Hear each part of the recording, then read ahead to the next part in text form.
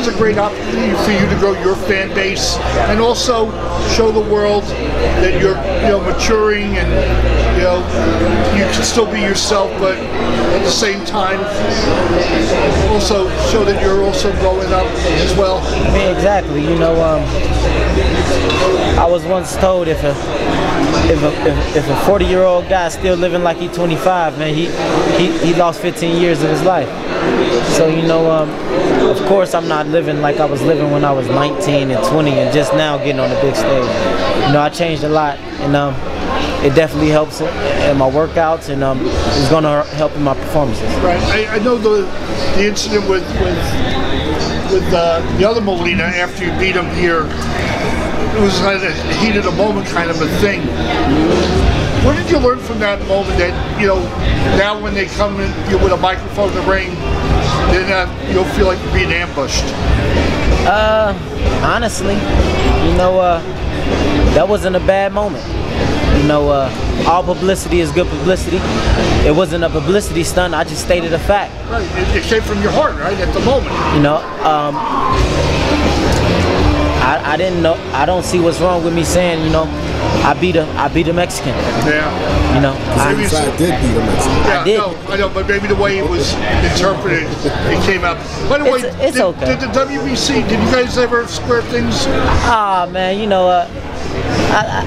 I had to take a long flight all across the country, come back to Vegas, and we had a 10-minute meeting that they made me wait 2 hours for. I remember, I was there. And they talked to me for 10 minutes. It was like they just wanted to meet me. Yeah? That was weird though, wasn't it? It was very strange. Hi, how you doing? I hope it won't happen again. Okay. Yeah. Back on the plane. And so talk about the delicate balance of trying to be Adrien Broner, the man you are, at the same time while growing up and maturing. It's not a balance, I'm still Adrien Broner. I'm just a more mature Adrien Broner. Certain things I don't do no more, For example? We don't want to give no examples. I done had my times, I done did my wrong, and I learned from that. But now we're on bigger stage. We're on a bigger stage. I got a bigger fan base that's going to be coming on to Adrien Broner, seeing Adrien Broner for the first time. So, I don't want to make a bad impression. It's a really... Adrien, when they first set this fight up and you found out you were going to be on NBC, were they nervous at all? Because, you could be sometimes controversial, and controversy sells, and that's why people like to watch you. But, NBC is a little bit different than how tolerant HBO or Showtime would be, if anything, when you got the suits watching down on you. Oh, no. It's just with NBC, I have to dim it down, dim the lights down, but still be flashy, fresh, flashy AB. In a PG sort of way.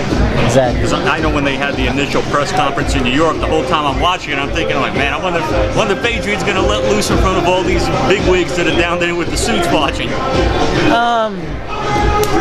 You know what?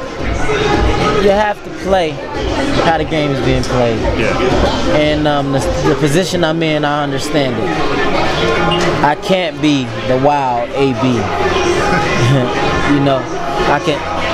I don't want to rub the wrong shoulders and miss my opportunity. So, I understand. I'm a smart kid. And the idea, you don't have to sell pay-per-view for this. You just got to show up and fight. I don't have to sell pay-per-view. I got to sell myself, though. Right. Are you still heavily involved with music? I mean, you were on tours. You were all over the place. Thanks. See you tomorrow. You were all over. Any urban website, especially World Star, that you went to, you were there for non-boxing stuff. Whether it was you were on tour, you were rapping, you were shooting videos. I mean, I still have to have fun outside of boxing, so of course I do, but I'm more focused on what got me the ability to go on tour and do all these other things, boxing.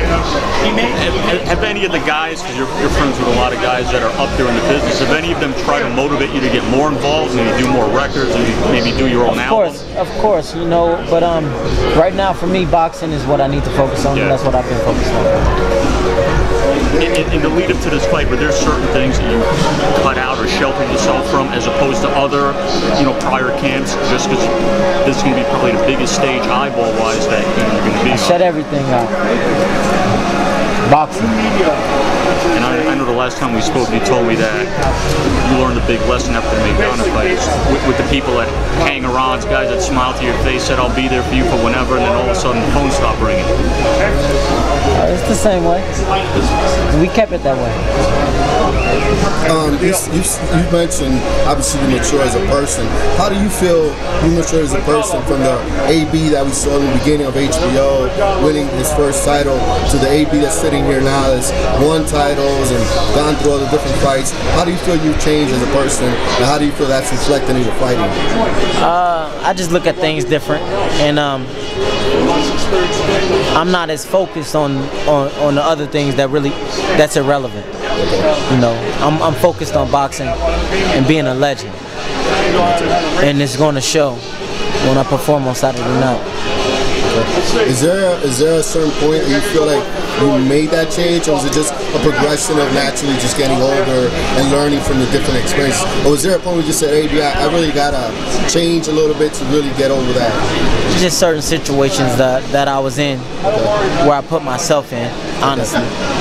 And after the situations, you know, I had to talk with myself. Sometimes you gotta sit and talk with yourself, you know, because you know how fast I was moving. You know, it could have got ugly fast for me. So you know, I did what I had to do, and now I'm ready to take on whatever. Okay. Last question for me: any message for your fans that will be watching the video? Ah man, AB still AB, always balling, always blinging, fresh style, flashy as always. And I am Mr. NBC, and watch me fight Saturday night.